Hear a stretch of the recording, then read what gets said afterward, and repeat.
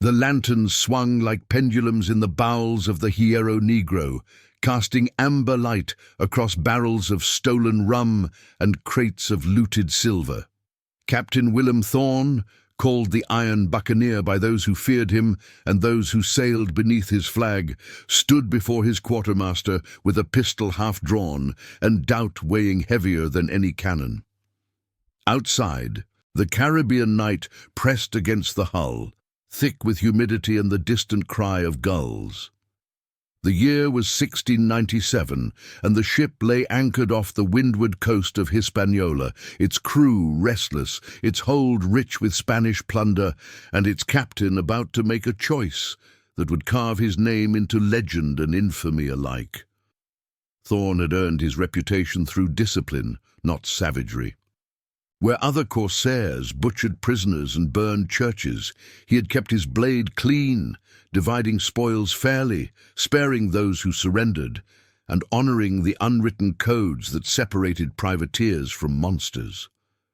But tonight, in the flickering gloom, his quartermaster spoke words that twisted like a knife. The crew wanted blood.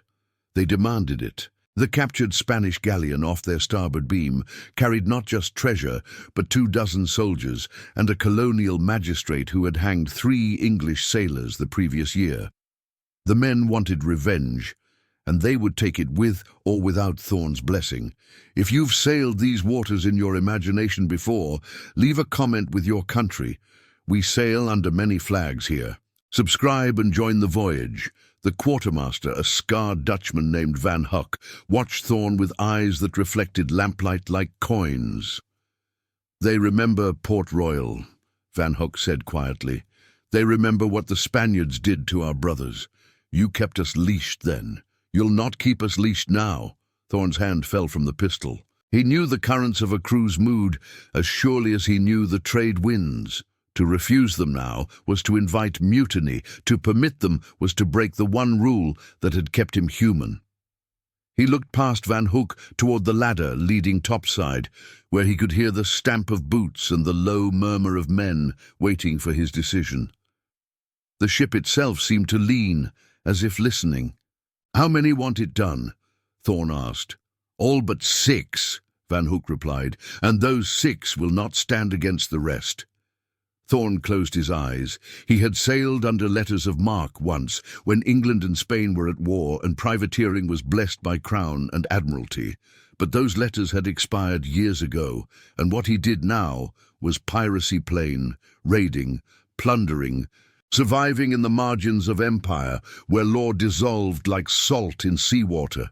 He had told himself he was different, that he fought for survival, not cruelty, that his honor, however tarnished, still held, but honor was a luxury, and tonight the sea demanded payment in other currency.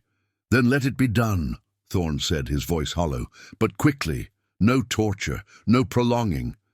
And the magistrate dies first." Van Hook's smile was thin and hard. "You'll not regret it, Captain." But Thorn already did. He felt it in his chest, like the first crack in a mast before the storm brings it down. The men moved at midnight. They crossed to the captured galleon in longboats, their oars muffled with cloth, their faces painted with soot and grease. Thorn did not join them. He stood at the rail of the Hierro Negro and watched the lanterns bob across the black water, heard the muffled shouts, the crack of musket fire, the scream that came and then was silenced. The sea breeze carried the scent of gunpowder and something darker. When the men returned an hour later, they brought no prisoners, only silence. Van Hook climbed aboard last, his hands stained red to the wrists. "It's done," he said. "The magistrate fought. The soldiers begged. We gave them neither quarter nor mercy." Thorn felt something cold settle in his gut. "And the ship? We stripped it clean, then burned it to the waterline." The crew celebrated that night in the manner of men who had crossed a line and could not return. They drank the captured rum, sang bawdy songs beneath the stars, and toasted the Iron Buccaneer, who had finally let them be what they truly were. But Thorn remained in his cabin, staring at the logbook open before him, unable to write what had been done. His hand shook when he lifted the quill. The ink spread like blood across the page, illegible. Outside, the ship creaked and settled in the current. Somewhere in the rigging, a sailor laughed.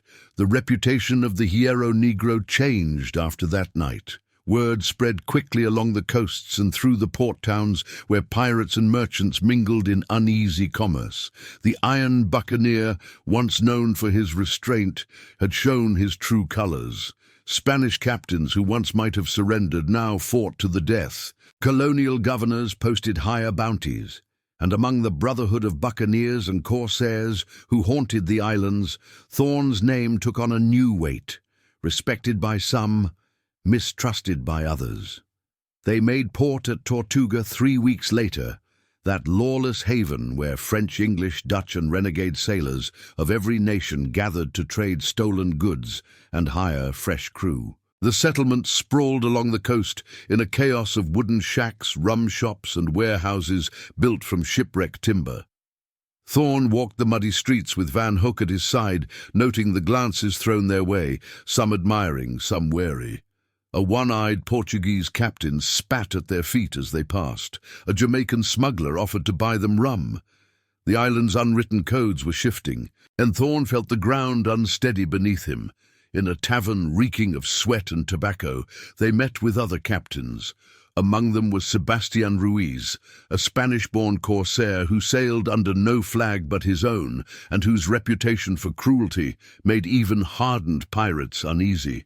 Ruiz wore a coat of crimson velvet that had once belonged to a Portuguese nobleman, and his smile revealed teeth filed to points, an affectation meant to unsettle. "So," Ruiz said, leaning back in his chair, "the Iron Buccaneer has finally learned to kill properly." Thorn met his gaze without flinching. "I do what the sea demands." "The sea demands nothing," Ruiz replied. "We take what we want and call it fate." He poured rum into wooden cups and pushed one toward Thorn. "But you've made yourself a problem. The Spanish governor in Santo Domingo has put a price on your head, 500 pieces of 8, alive. He wants to hang you publicly as an example." "Let him try," Ruiz laughed, a sound like metal scraping stone. "Pride is good, but pride without allies is just another way to die." He gestured toward the other captains at the table. "We're planning something large, a raid on Maracaibo, coordinated, 6 ships, maybe 7. Enough firepower to take the fort and the city both.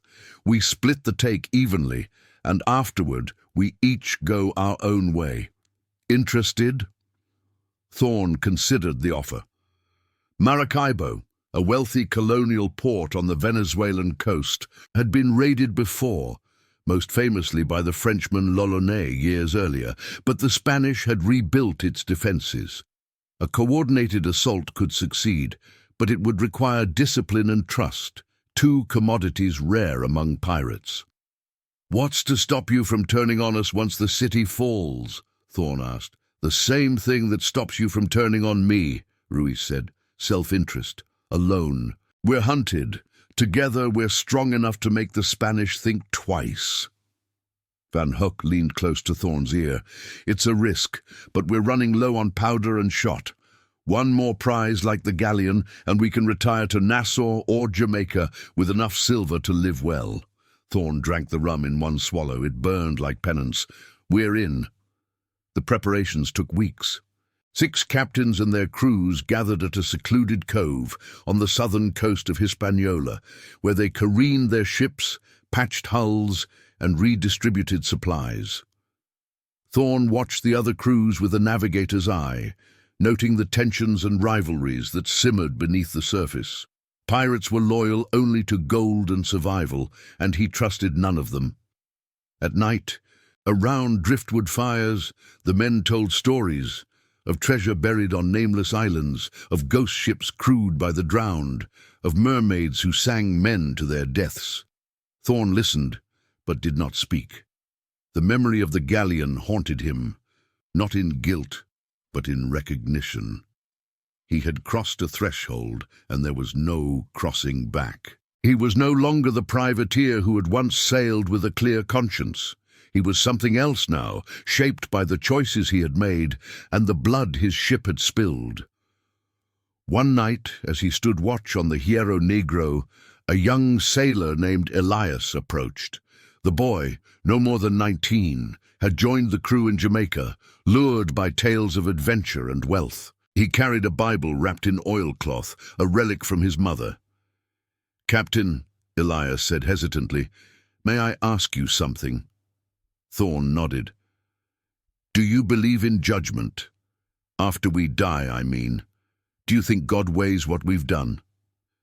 Thorn looked out at the dark water, where moonlight fractured on the waves. "I think the sea is the only judge that matters, and it doesn't care about right or wrong, only what floats and what sinks." Elias seemed unsatisfied with the answer, but he said nothing more. He returned to his post, and Thorn was left alone with the night and the sound of the ship breathing. The fleet sailed for Maracaibo in late October, catching the easterly winds that carried them across the Caribbean like knives toward flesh. 7 ships in all, brigs, sloops and brigantines, flying flags of red and black, crewed by over 400 men who had nothing to lose and everything to gain. Thorn sailed in the vanguard, his ship the fastest, his gunners the best trained. Ruiz commanded the largest vessel, a captured Spanish frigate renamed La Bestia, its hull painted black and its cannons polished to a wicked gleam. They sighted the coast of Venezuela on the morning of the 3rd day. Maracaibo sprawled along a narrow strait, its whitewashed buildings glowing in the tropical sun, its fortress perched on a rocky promontory overlooking the entrance to the lake beyond. The Spanish flag hung limp in the humid air. Church bells rang the hour. The city had no idea what was coming. Ruiz signaled the attack. The ship spread into a crescent formation, and at his command they opened fire. The roar of cannons split the morning. Iron shot tore through the fortress walls, shattering stone and sending defenders scrambling. The Spanish returned fire, but they were unprepared and outnumbered. Smoke billowed across the water, thick and acrid, and the screams of wounded men rose above the thunder of guns. Thorn's crew loaded and fired with mechanical precision, each man trained to his task. The Hierro Negro closed the distance, and when they were within musket range, Thorn gave the order to board. Grappling hooks flew, ropes pulled taut, and the pirates swarmed over the fortress walls like rats. The fighting was brutal and brief. Spanish soldiers fell beneath cutlass and pistol, and within an hour the fortress was theirs. The city followed. The pirates poured through the streets, kicking in doors, dragging terrified families from their homes, seizing silver, gold, church plate, and anything of value. Thorn tried to maintain order, to prevent the worst excesses, but the men were wild with bloodlust and greed. Buildings burned, women screamed. A priest was shot in the plaza for refusing to reveal where the church treasury was hidden. Thorn found him there, bleeding into the cobblestones, his hands clasped in prayer. "Forgive them," the priest whispered, his eyes fixed on Thorn.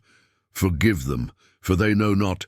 Thorn turned away before the man finished. He had no comfort to offer, no forgiveness to give. He was part of this now, complicit in every atrocity committed under his flag. By nightfall, the city was theirs. The pirates gathered in the central plaza, surrounded by crates of plunder, silver bars, gold chains, bolts of silk, barrels of indigo and tobacco. Ruiz stood atop a fountain, arms spread wide, grinning like a demon. "Tonight we drink, tomorrow we count, and in a week we're all rich men." The crew roared approval. Thorn stood apart, watching the flames lick at the edges of the city, smelling blood and smoke and rum. Van Huck appeared at his side, his face streaked with soot. "We did well today, Captain." Thorn said nothing. "You're troubled," Van Hook observed. "Why? We took what we wanted, we'll split the take fairly. This is what we came for." "This is butchery," Thorn said quietly. "Not piracy. Butchery." Van Hook shrugged. "The line is thin. You crossed it the night you let us kill the Spaniards on the galleon. This is just more of the same." Thorn knew he was right. He had told himself he could control it, that he could take what he needed without becoming what he despised. But the ship had chosen blood, and he had allowed it. Now he stood in a burning city, surrounded by men who called him captain, and felt nothing but emptiness. The trouble began 2 days later, when the Spanish counterattacked. A relief force had been dispatched from Caracas, 3 warships and 200 soldiers, determined to retake the city and punish the pirates. They arrived at dawn, their sails white against the rising sun. Their guns already run out. Ruiz ordered the fleet to withdraw, but the Spanish had blockaded the strait. The pirates were trapped, their escape route cut off, their stolen treasure still waiting to be loaded aboard the ships. Panic spread among the crews. Some wanted to fight, others wanted to abandon the loot and flee overland. Thorn called a council of the captains. "We can break through," he said, pointing to a map spread across a crate. "The strait is narrow, but if we concentrate fire on the lead Spanish ship, we can disable it and slip past before they regroup." Ruiz shook his head. "Too risky. I say we fortify the city and hold until they give up." "They won't give up," Thorn snapped. "They'll starve us out or burn us out. We need to move now." The other captains argued, shouted, drew weapons. Trust evaporated. Alliances fractured. In the end, Ruiz made the decision. "We hold. Anyone who wants to run can try, but you'll do it without your share of the loot." Thorn knew it was a mistake, but he had no power to stop it. The fleet scattered across the harbour, each captain fortifying his position, preparing for a siege that none of them were equipped to withstand. The Spanish attacked at noon. Their cannons pounded the pirate ships, setting 2 ablaze before the pirates could return effective fire. Thorn's crew fought desperately, but they were outgunned and outmaneuvered. The Hierro Negro took a direct hit below the waterline, and water began pouring into the hold. Thorn ordered the pumps manned, but he knew the ship was dying. By sunset, the battle was lost. 3 pirate ships had been sunk or captured. The survivors fled into the jungle, abandoning the treasure, abandoning the wounded, abandoning everything. Thorn led his remaining crew into the interior, pursued by Spanish soldiers who hunted them like animals. They moved through swamps and tangled forests, drinking foul water, eating roots, dying one by one from fever and exhaustion. Van Hook was among the first to fall. He collapsed on the 3rd day, burning with fever, his skin yellow with jaundice. Thorn knelt beside him as the others moved on. "Leave me," Van Hook rasped. "Save yourself." Thorn wanted to argue, but he had no strength left. He left the quartermaster beneath a palm tree, staring up at the sky, and pressed on. 2 weeks later, Thorn stumbled out of the jungle alone, half dead, and was found by a group of Carib fishermen who took pity on him.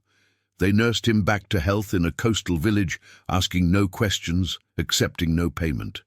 When he was strong enough to walk, they pointed him toward a French trading post 3 days to the west. He never saw the Hierro Negro again. The ship had sunk in the harbour at Maracaibo, its hull shattered, its crew scattered or dead.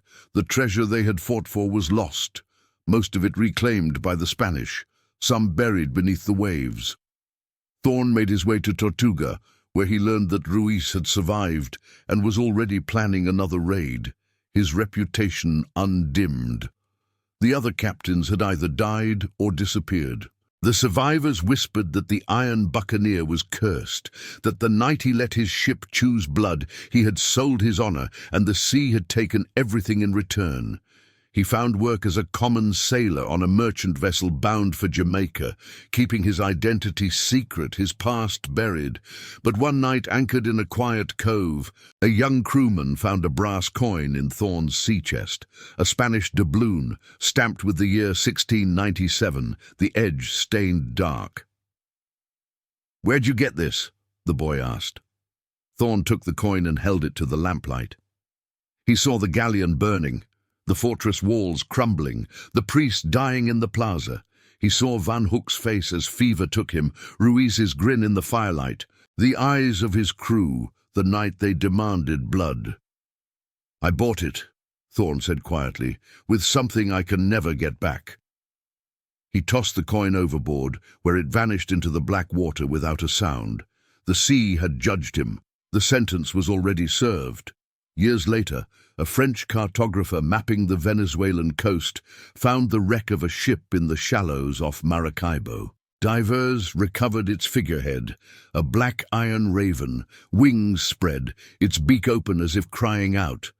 The locals called it the ship that chose blood, and said that on certain nights, when the wind was right, you could still hear the creaking of its timbers and the voices of its drowned crew singing songs of plunder and damnation.